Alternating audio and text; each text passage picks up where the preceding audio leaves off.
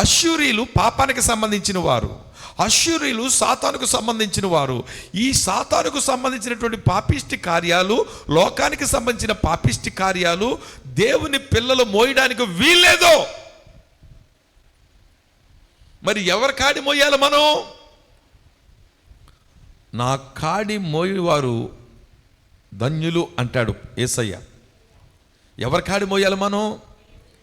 యేసయ్య కాడిని మోయాలి. యేసయ్య కాడి కిందకి రావాలండి మనం. యేసయ్య కాడి కిందకి రావడం మాని మనం ఏ కాడి కిందకి వెళ్ళిపోతున్నాం తెలుసా? దేవుని జనాంగమనబడిన ఇశ్రాయేలీలు యెహోవా దేవుని యొక్క కాడి కింద ఉండవలసిన వాళ్ళు ఇప్పుడు అష్షూరీయుల యొక్క కాడి కిందకి వెళ్ళిపోయారు. వాళ్ళు ఏం చేశారు తెలుసా?